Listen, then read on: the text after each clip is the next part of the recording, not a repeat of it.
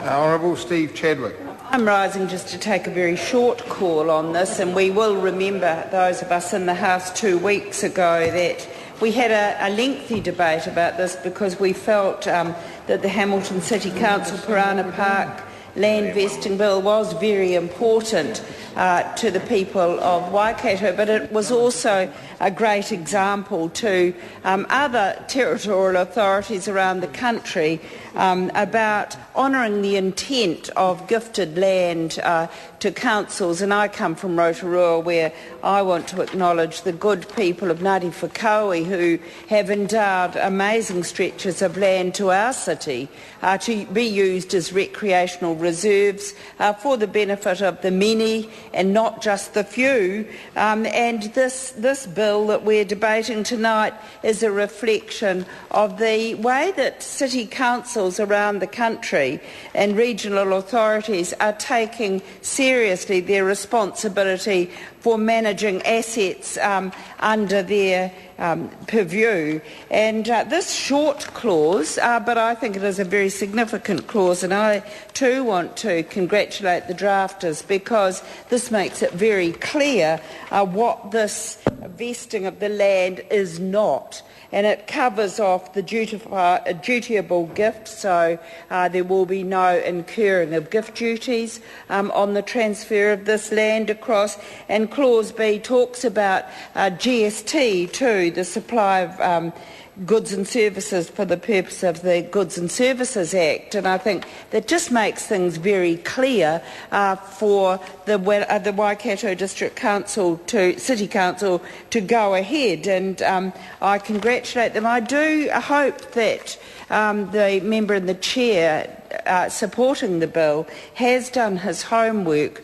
We were very concerned about the footprint of the land and the missing 0.4 hectares, and the good member in the chair has had time over these 2 weeks to go and find out what has happened to it, and is this an anomaly between historical archive reserves of the Hamilton City Council and those registered on the land base of that region of the Waikato, and we do want to find out about that. It may have been sold off, and if it was sold off, it's lost to the people of Waikato.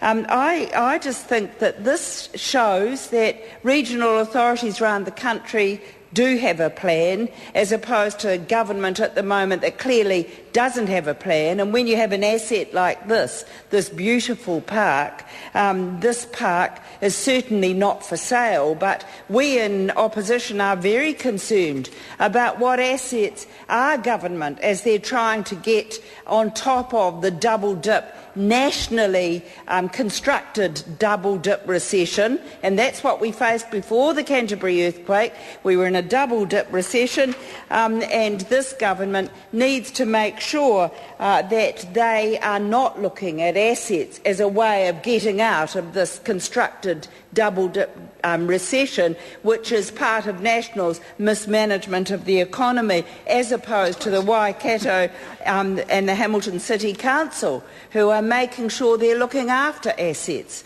And I think it's great here that there will be no incurring of GST, as in Clause 8B that we're arguing today, Mr Chair.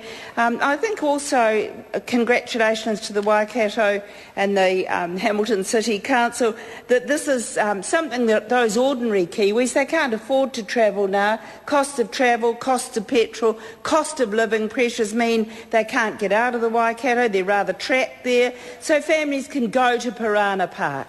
They can go to Parana Park and they can play in the paddling pool, and that's wonderful for the many and not just those at the top that got a tax cut that can afford to get on an Air New Zealand flight from Waikato and get around the country. This will be a wonderful asset for those families facing incredible cost of living pressures, and they can get out on Saturday and they can look and enjoy this recreational reserve. So I think these provisions here, called miscellaneous provisions, I think they're incredibly important for actually stipulating in law what this vesting of land is not all about. for the good people of Waikato who will be facing rates increases. Tim McIndoe.